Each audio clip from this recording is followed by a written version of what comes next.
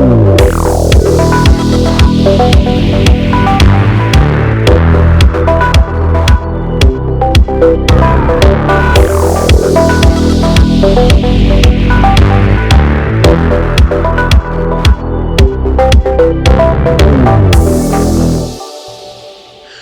evening, everyone, and welcome to another episode of the Frame by Frame podcast. This week, we're going to be talking about design ethics, not just about ethical designs such as color schemes that could be that are neutral or focus groups, all that kind of stuff. It's also going to be talking about ethics, as in, should you work for a company that may have a history of, let's say, animal testing or discrimination, or perhaps their marketing methods are a bit dubious, i.e., perhaps that they're not so ethical in releasing a product, or they somehow beat their competition in an unfair way, perhaps maybe even buying a smaller company to uh, com- to um, absorb it and then change things. These are the sorts of things we're going to be talking about regarding ethics. And I think ethics in design is something that a lot of us know. I think it's a safe bet to say that we would all always strive to design products, brainstorm and do research that is ethical. In other words, when it comes to research, we wouldn't discriminate. We would only go for our focus groups. But I think it's an element that is very rarely brought up. Most of the time, when we think of UX and UI design, we talk about things such as techniques in Figma, components. We talk about user research methodologies, but I don't think we ever really look into ethics. Now, it could be that it's just something that is just so baseline, so fundamentally natural for a lot of people that it doesn't need to come up. But then I think that it's always good to be reminded of why we make the decisions that we do in design, why we research the way we do, why we pick the focus groups. Of course, if you're creating a product, ethics is not about incorporating an audience or a target market that isn't actually a target market. For example, if I'm designing an app that is specific to German speakers, of course, I'm not going to be getting research from people who don't speak German. And that's not unethical. That's not discrimination. That is just simply that the research would not amount to anything beneficial for creating a good app. However, if it comes to the ethics, if I said, yep, I want to do research with German speakers, then it would have to be anyone who speaks German. I couldn't say, oh, it has to be someone who is actually German, or someone who is European, or someone who is from the Middle East. So these are the differences with the ethics, because it could be very easy to say, hey, everyone needs to be all into this, and this touches on the realms of inclusivity, something we will actually be talking about in a future episode, because inclusivity is important, but it's also important to remember that it's not possible to it's not always feasible to design an app that is for everyone. You have to you have to target a specific market, or create a specific niche. Anyway, we're going, first of all, I think we really want to look at a general thing, as in design ethics in UX and UI design. So I think the first question I would like to ask my co-hosts is, how would you feel if let's say you're working on a project, and it's a project to do with the environment? Maybe it's to do with planting trees, planting flowers. Maybe perhaps it's cleaning up refuse. If you were working for a company and you're in a team, and on the surface, it's an app that is designed to promote being environmentally friendly, but you realize that some of the user research methodologies, for example, are not quite ethical. For example, you might ask leading questions. You might ask someone, well, why have you not previously considered doing good for the environment? Is this something that would be seen as unethical, because you're forcing someone to have an opinion, whereas really you should be neutral and just getting research into their habits.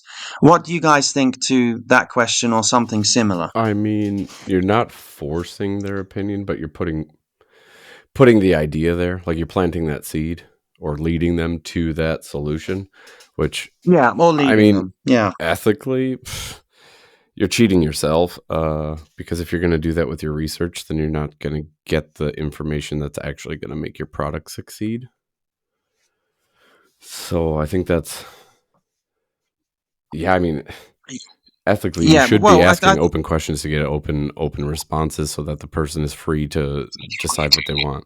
At the same time, yeah, it's you're I think it's important to not be biased. In other words, to add a bias there, it's got yeah. to be free, and which is another part of ethics is allowing the person you're interviewing or doing research with, and to speaking freely.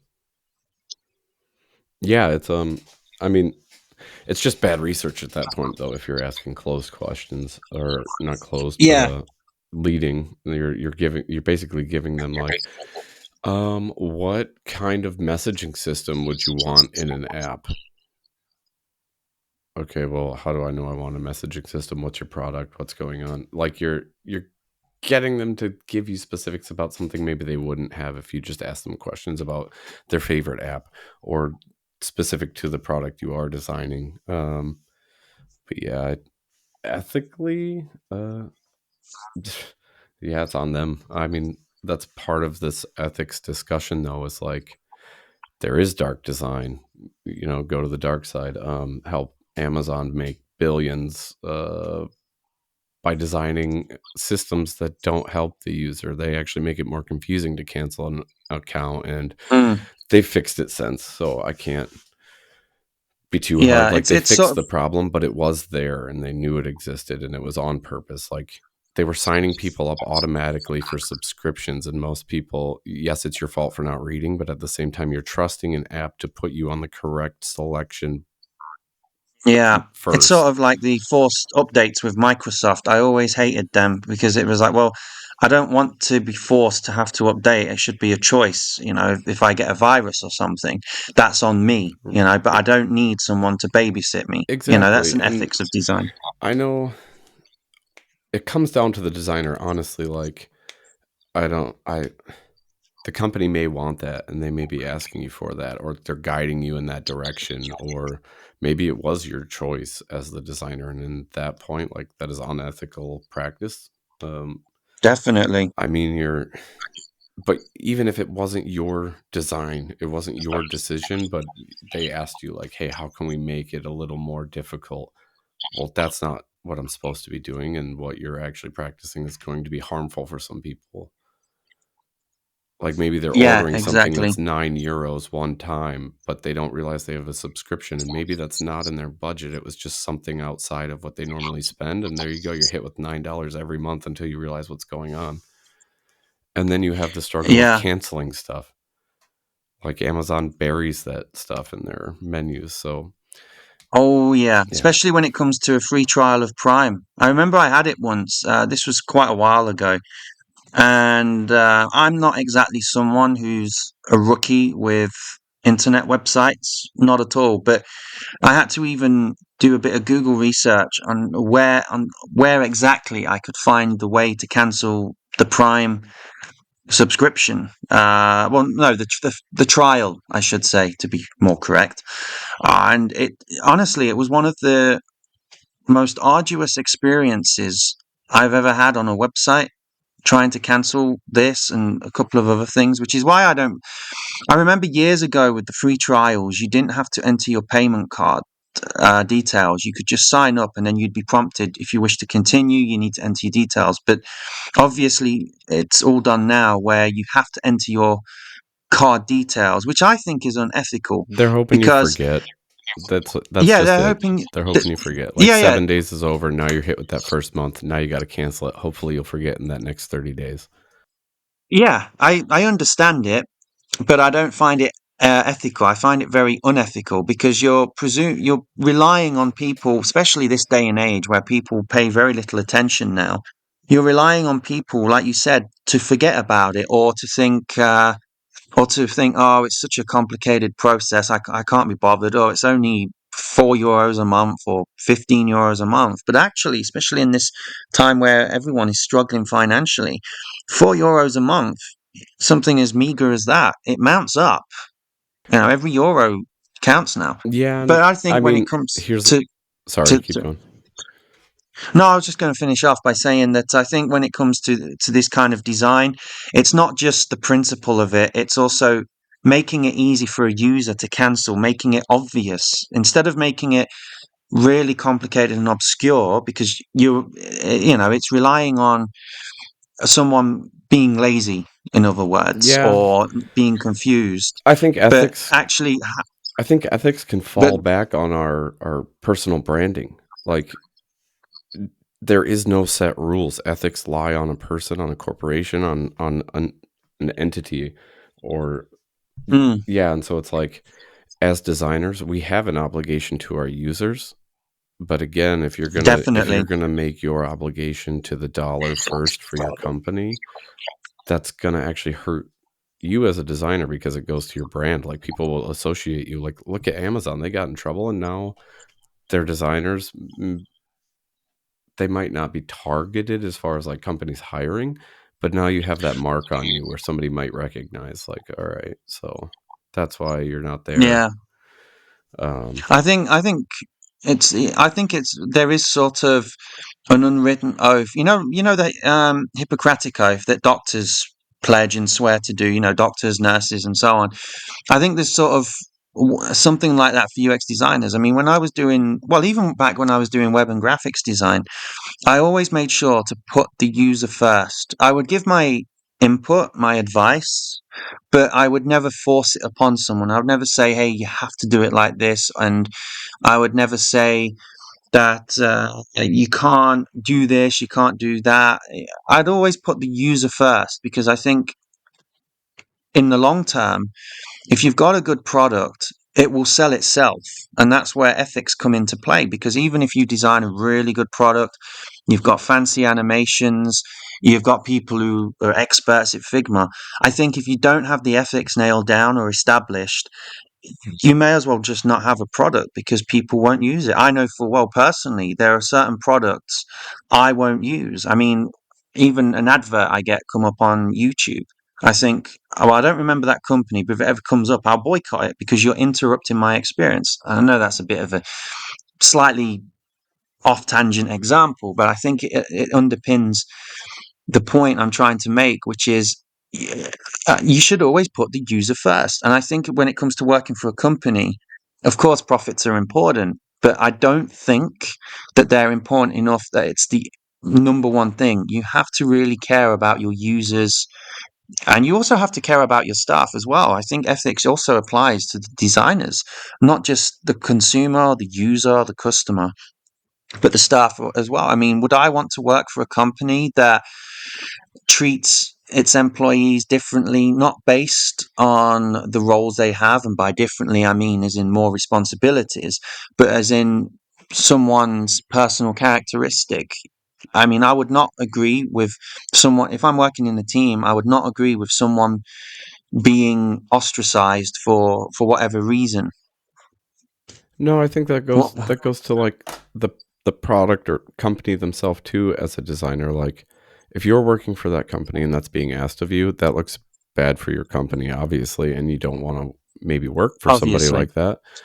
However, it also, like, as a designer, should fall on you to look at some things and go, this looks bad for a company that maybe you like working there, maybe you like your colleagues, like protect their jobs, because it depends on how hard the hammer falls on ethics, like what happens to a mm, company. Like if they really mess up, it could ruin somebody, especially reputation wise. Like you can ruin a company's yeah. reputation and they'll go down. They don't have to be fined, taxed, or sued. Like you can boycott places. That's how that works.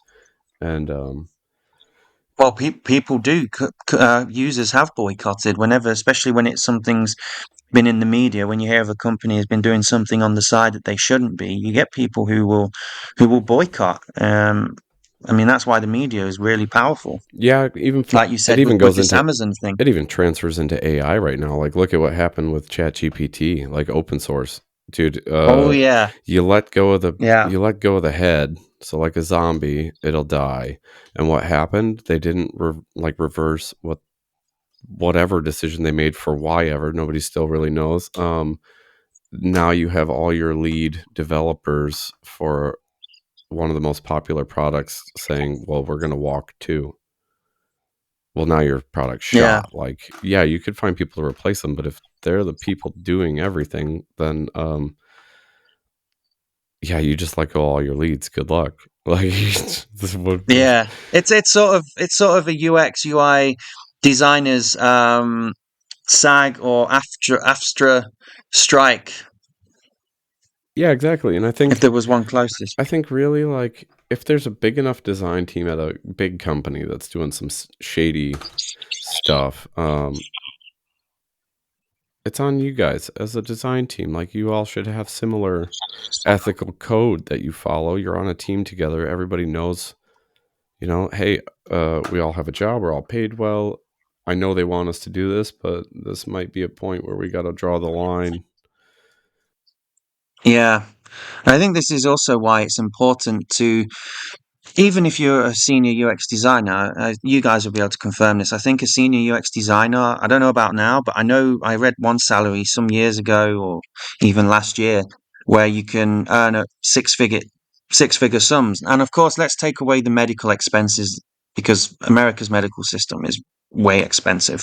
But if we take that, I also think that if it is important to save because you may need it where you could end up in a quandary where you know from insider knowledge or outside that your company you're working for, the project you've worked on is unethical in some way.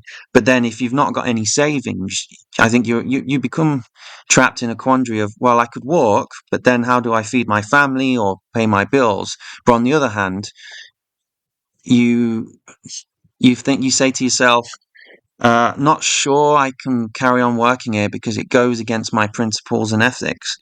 That's why sometimes it's not always black and white. I don't It think. is not always black and white. Like even as a designer, there's been times where I question things, and usually I'll double check. Like there's a recent situation where I was like, can we say that? Like, does that work? Is that allowed? And I just double checked, and then I got roughly common responses, except for a couple. And then I was like, okay, so my decision is we can't say that because I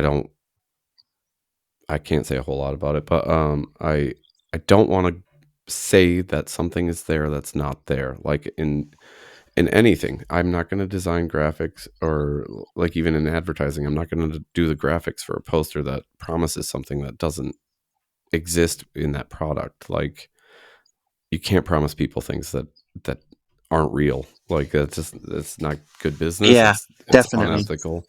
Um, I don't know. I think Will, didn't you say you were reading the Lean Startup Yeah, book or that's absolutely something? right. Have you read Hooked? No, not yet. I haven't heard of that one actually. Okay, it's by the same author. It's about Oh, designing habit forming products and how to basically click people's brains so that they will keep repeating the same procedures.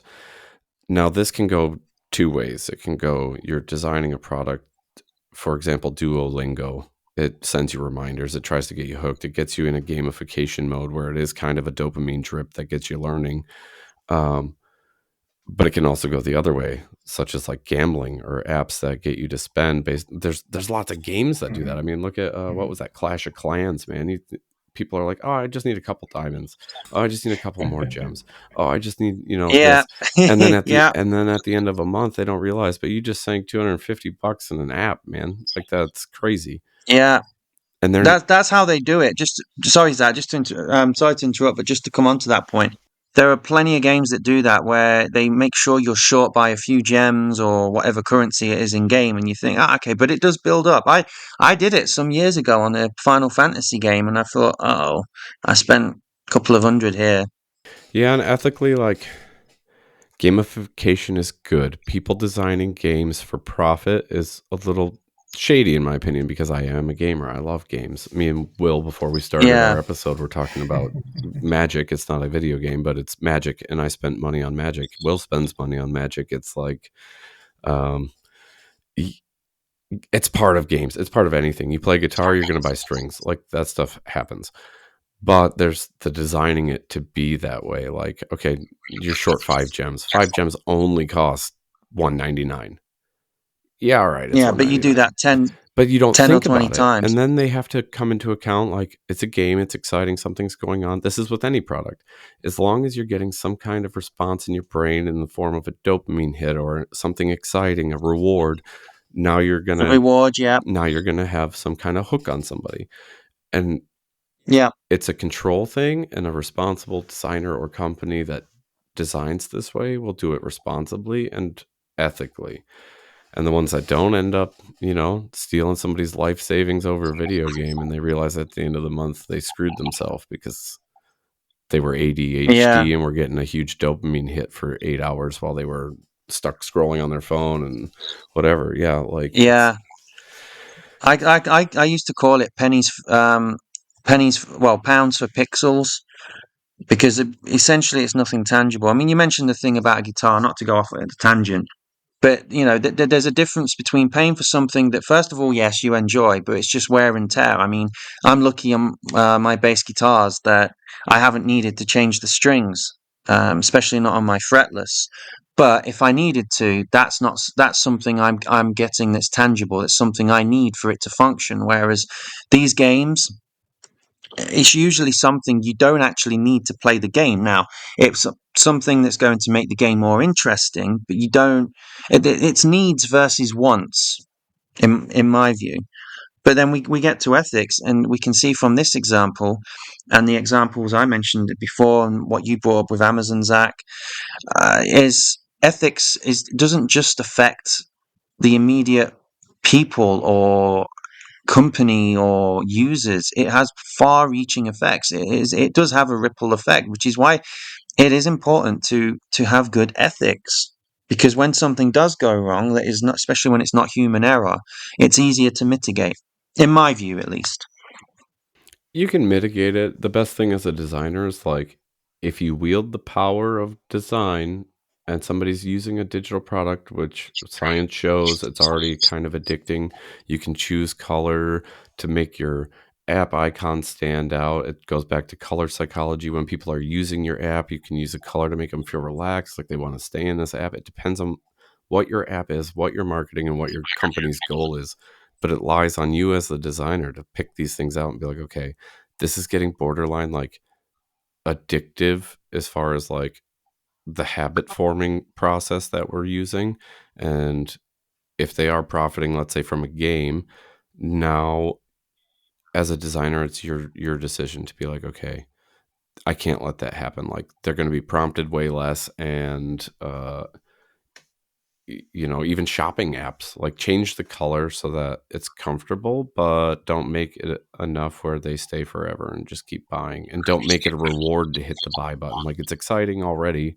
People get a little dopamine hit when they hit the buy button. It doesn't matter who you are, but don't focus that as an interaction. Like, you should be very careful how you focus that as an interaction, because which Bitcoin trader did that for a while? Was that Robinhood or something? They had like confetti when you would buy. I think it was, yeah. When you would buy coins, it was like Robinhood. a confetti interaction that happened, and they actually ended up getting in a lot of trouble for that, because it's kind of addicting. It's gambling. It's stocks, quote unquote. Yeah. So that already has, like, the gambling aspect. Well, now you're adding the celebratory aspect to it, where they're being rewarded for doing that, and that makes them feel good. And now you have a habit. Now when they're down, they're going to hit that because they need that.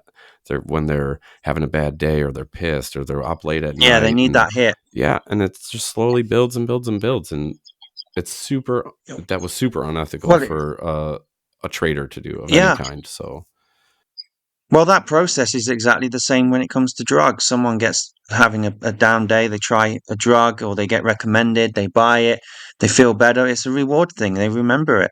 I think when it comes to this kind of stuff, not drugs because it's not the topic of conversation here, but I think when it comes to this stuff, it's always important. I remember I've advised people when it comes to games, especially younger people in the past, make sure you distinguish between what you need to play a game against what you want.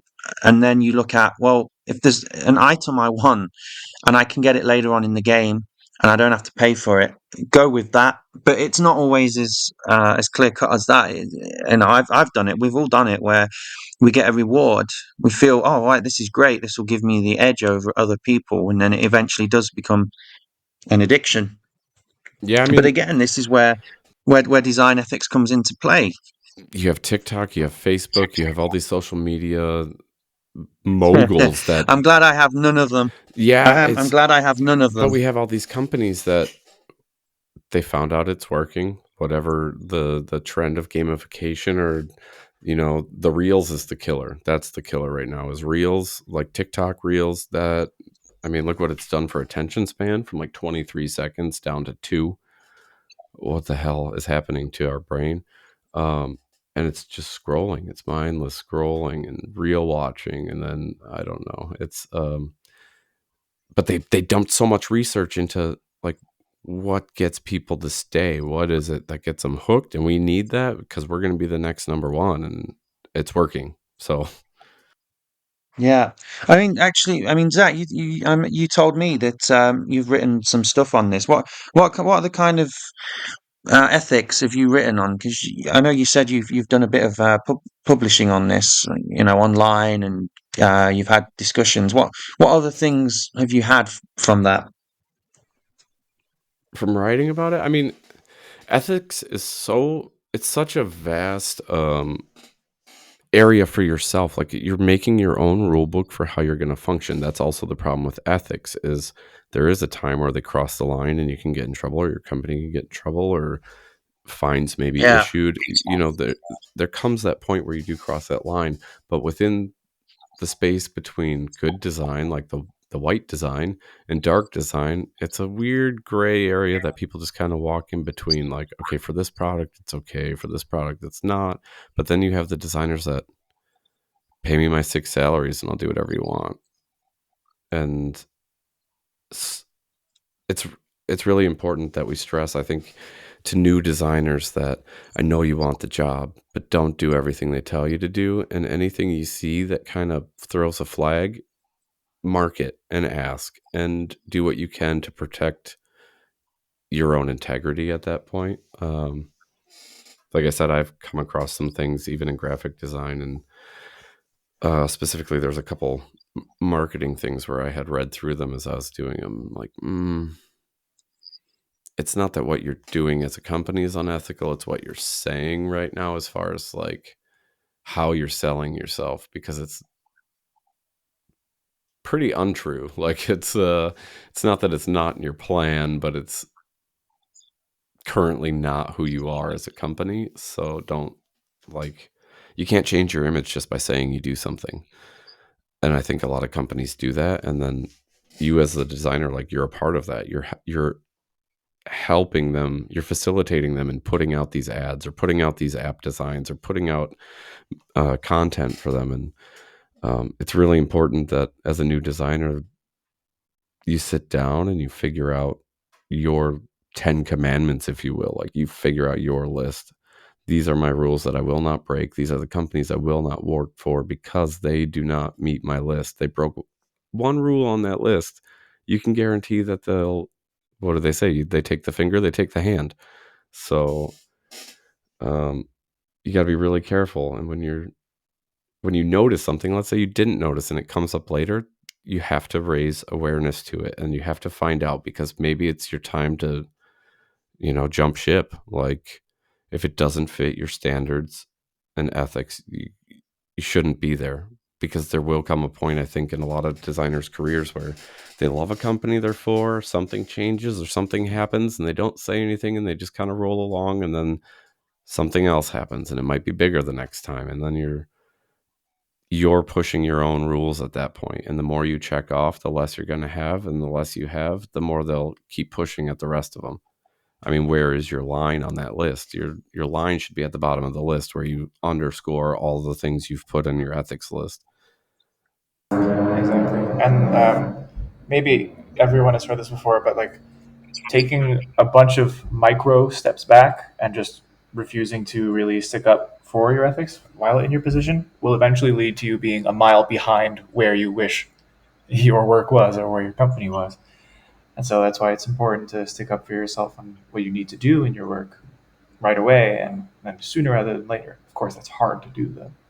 I think that makes choosing a company hard too, like if you are looking for a job, because I think sometimes people forget you're applying there, but it's almost like your application to talk to them and interview them as well. I think a lot of people, maybe it's just me that thinks that, but I think a lot of people take an interview as, oh my God, I'm getting grilled. I'm here. They're going to ask me questions. And it's like, yeah, they're going to ask you questions, but it's your time to grill that company. You're not there yet. You didn't sign anything. There's nothing attached to it.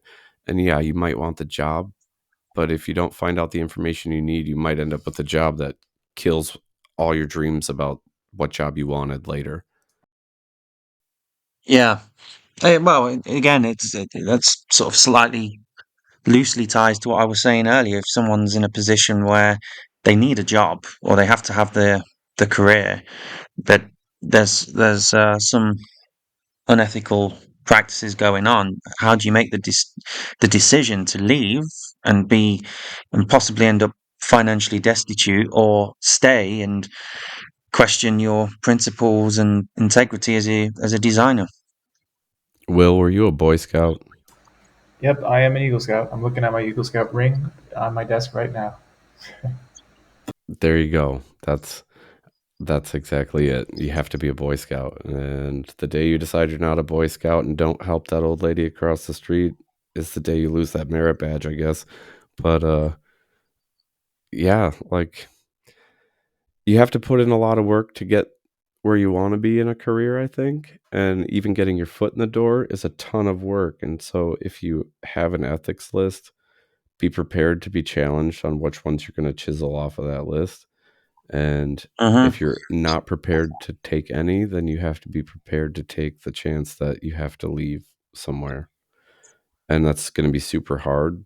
But I'm wondering which one is harder. Is it harder to chisel those off your list and 10 years down the road when you have your promotion and whatever, and then your company gets in trouble and maybe you're out, or have a, Well, yeah, there's things that can happen, and you have to well, prepare what about yourself.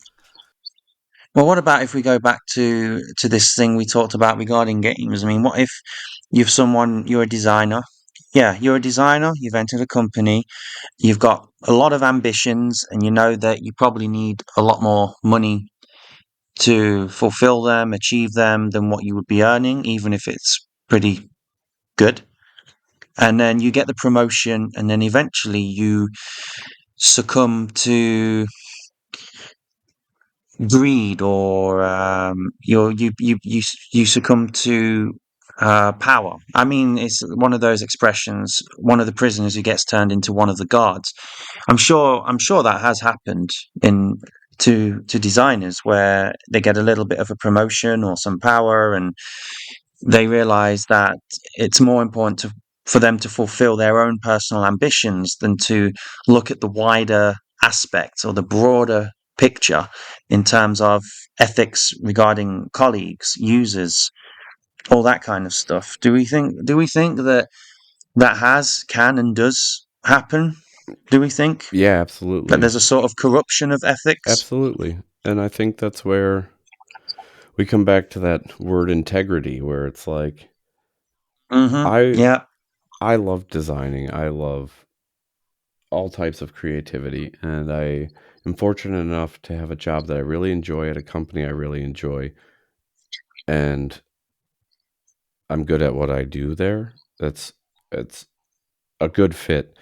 And I think about this all the time. That's why I mentioned, like, if you see something, say something to somebody in your company. Try to figure out what's going on. Don't just jump to conclusions and be like, "Well, I quit because this is what I think is happening." Um, Yeah, there could be a legitimate reason behind it. exactly, and sometimes it, like I said, in the few times I've come across it with graphic design, it's like sometimes it's as simple as a misunderstanding, or there was a whatever mistake.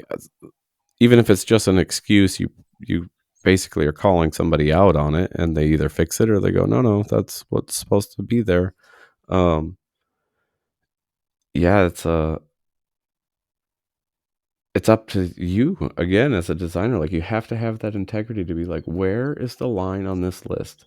And let's say, yeah, you make your own ethics list and your own, um, you know, here's where my integrity lies for how I design things and who I'm helping and how I'm helping them and what I will and won't do. You make that list and you think later, that one's not so important. That one's not so important. Okay, well, let's say you get halfway through your list. Is that enough? What if your next promotion lies on you just chiseling away one more and then one more and then, like, then it's, again, you've crossed over to that side and you have broken your own ethics, and so therefore you're no longer credible. And that's maybe where you either stay in that position for the greed, or you tape those ethics to your wall and keep them in a frame by your desk the rest of your career. And every time you have to make those decisions, you stare at that list, because again, I enjoy what I do. I enjoy who I do it for. I can't see myself ever wanting to do something else as much. And it's a passion thing. Like, I would hate to risk what I have in my career because I really enjoy everything about my current situation. Doesn't mean it won't change. It doesn't mean my list will never get tested at my company, but it does mean I'm prepared for the day that happens, because that's when I do have a list of my ethics in a folder here. And it's like, I will happily pull that out that day because I think about that all the time. It's not something I have to look at, but every time I'm asked, like, oh, can we gamify that immediately pops in my head, where it's like, okay, how should I go about this? Should I even try it? Should I tell them no? Should I, if there's anything that comes up, I'm always thinking about that anyway. Like, it doesn't look good for me as a designer if my users can't trust me, because they're not going to stay. Well, there we go. That comes down to integrity. I've always thought. Well, if we look when it comes to ethics, I've always thought, and I've seen this especially with certain manufacturers of bass guitars or instruments in general. Generally, smaller companies or those who are starting out, or startups as we call them, I think the quality is always there, because a smaller company or a company that's a startup has to establish a good reputation. They have to market themselves. They have to sell themselves through their reputation, their word. Their guarantee is their word, which is their reputation. I mean, Fender, I could never own a Fender, because I think compared to 40, 50 years ago, the quality is just not there. They're just manufactured so much that a big company in general, I'm not obviously saying that Fender is unethical or big companies are unethical, but I think there's a slight ethical thing where the quality goes down, because a big company is in a position where it knows customers will buy for lower quality but the same price, which is why for me, I would love to work in for a small startup, even if it meant that I wouldn't earn as much. That wouldn't really matter, because like a lot of people out there, like my colleagues, I'm very passionate about UX design, UI. I love it. I can get lost in concepts for hours. But I would always prefer to be in a position where I'm working towards doing the best for the intended users, for the customers, making sure that they don't get ripped off, they don't get things forced upon them, or where they're encouraged to do something. It's a case of fulfill the user need, but don't give them what they don't need, if that makes sense. Yeah, give them what they need. Just don't abuse that. Like, don't take advantage of their need and then Yeah. Later, they won't need you at all because they need a lawyer or a divorce lawyer because they spent all the money. Just Or they lost their house in World of Warcraft or something. that'd be the worst bet ever. I heard that years ago that people they got so addicted that they lost the mortgage on their house or something, or they had to sell up, or they sold their cars just to fund it. Yeah, that's how easy it is to get people, though. Like, gambling addiction is huge. I mean, addiction in general, and especially in an economy like this, it might not make sense, but people spend more money on liquor when the economy's down. I don't know if you guys knew that. Bar sales go through the roof. Yeah, I'd heard that, right? And it's because people are unhappy. They're unhappy at where they work. They're not making enough money. They can barely get by. It's like one bad thing after another. And even if you're not an alcoholic, it just sounds good to go for a drink and forget, doesn't it? And then that's how it starts. Yeah, And so, yeah. I've done that enough in my life, even to the point where I thought it was, you know, when you see these films or TV series where the main character is going through a rough patch, not necessarily through his or her own doing, but where they go to a bar and there's some sports channel or some classic song, and they have a whiskey or a cognac at the bar. You know, like in America, you guys have dive bars. You know, where you go to a place like that, there's some sports channel on or some music, and you just sit there drinking a double, and you just want to forget. yeah. And so it's really easy to take advantage of that, especially if you're designing Yeah, products to fulfill a need that either is there or maybe it's, I mean, social media wasn't exactly a need, but it became one, especially like who knew COVID was coming, but during COVID, like social media, online, TikTok exploded. Like that's all people did. Everything went remote. I'm glad work is staying relatively remote because it's actually a lot healthier, I think. Like if I had to be in, it's the only time, especially with my company, I'm really happy they approve. But it's the only type of job where I can get up in the morning, get a run in, come home, shower, take my kids to kindergarten, and then come home and punch in. Like I come home, I do my meetings, I do what I have to. If something comes up, I'm at home and I can pick up my kids or I can get to where I need to go. And if my hours aren't there, guess what?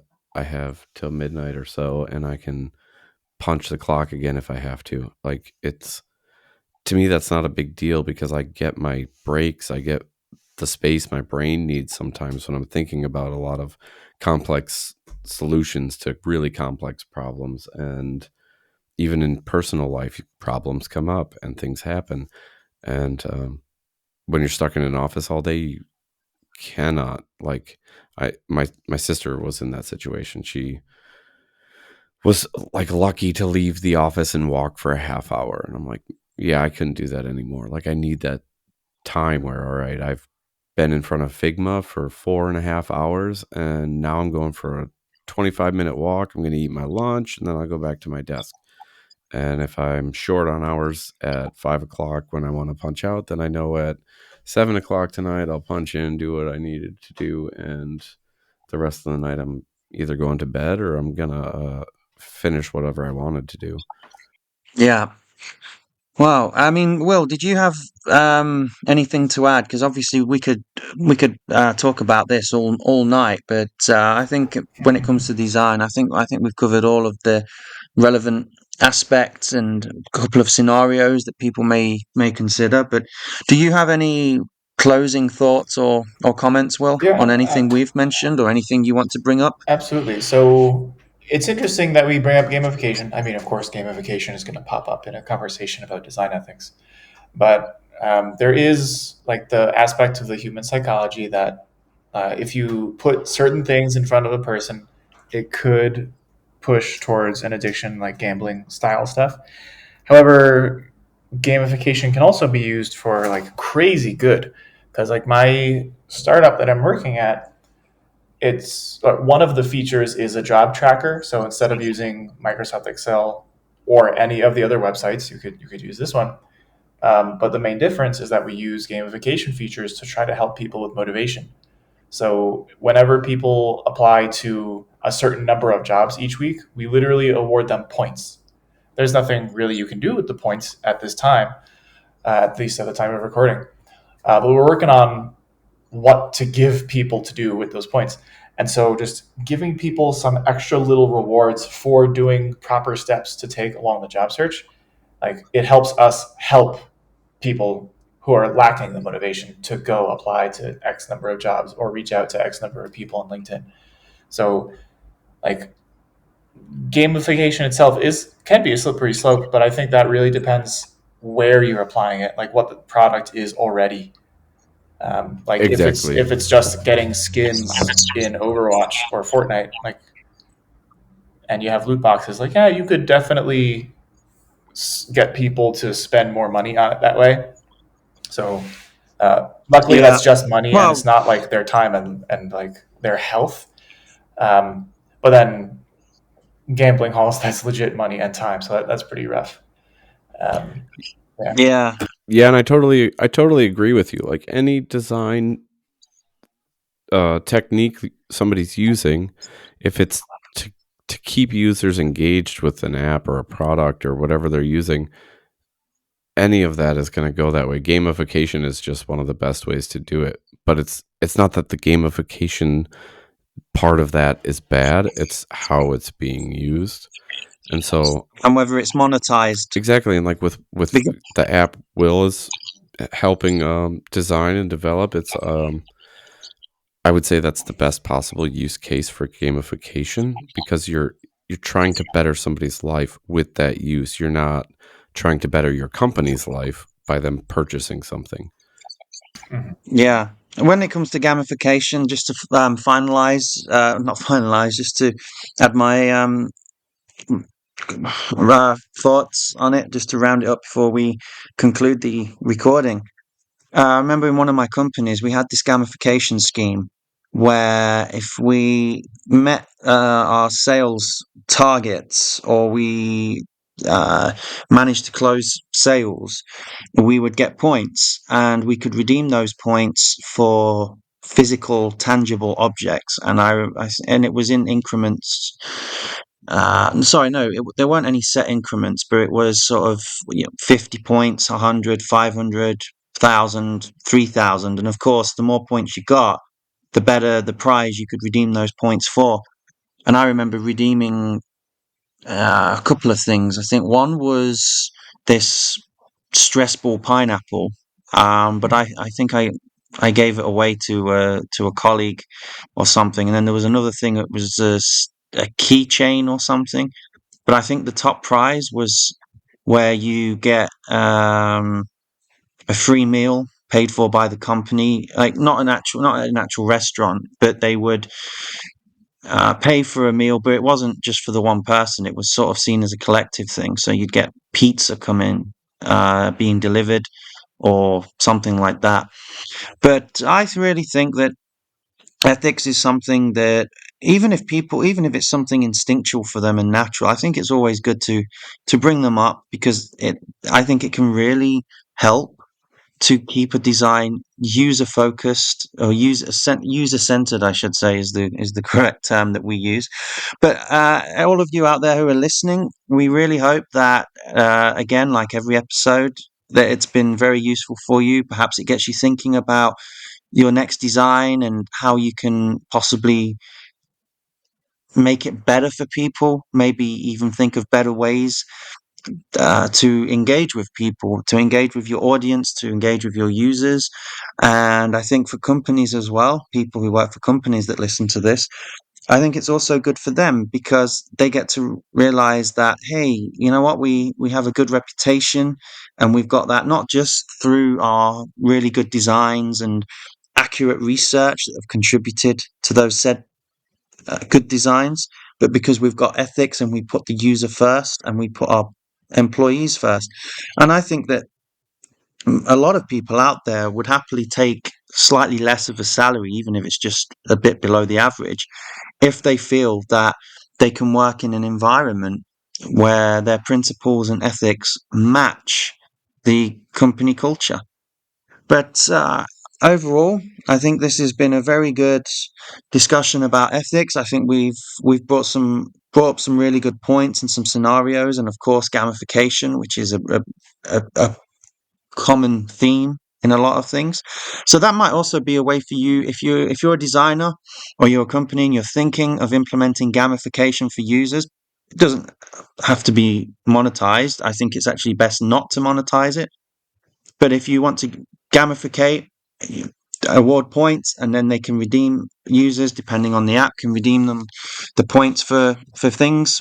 Or maybe you can even give freebies. Maybe you can say, hey, if a user gets 100 points, we will give you a sticker. You know, there are so many possibilities. But we're going to wrap up now. So thank you all again, as always, for listening. If you're just joining us, please check out our other episodes because they are equally as informative and insightful. We will be back next week. The topic is TBD, to be determined, but we will probably have another edition of a special guest episode in a week or 2 weeks. So please stay tuned for that. I will be posting the updates, and if you're not doing so already, please follow us on our LinkedIn page, which is the Frame by Frame podcast. We're going from strength to strength. We're getting more and more users each week, and we would love to have even more so that we can help and reach other people. And we've had that. We've had people message us individually, collectively, where they're saying that our motivational posts, our discussions, it is really helping them, particularly those talented colleagues of ours who are unemployed. But for now, we're going to sign off. So it's good night from us, and we hope you all have a productive week, whatever you may be doing. So see you guys, or hear you guys, or rather talk to you guys on the next episode. Thank you, and good night.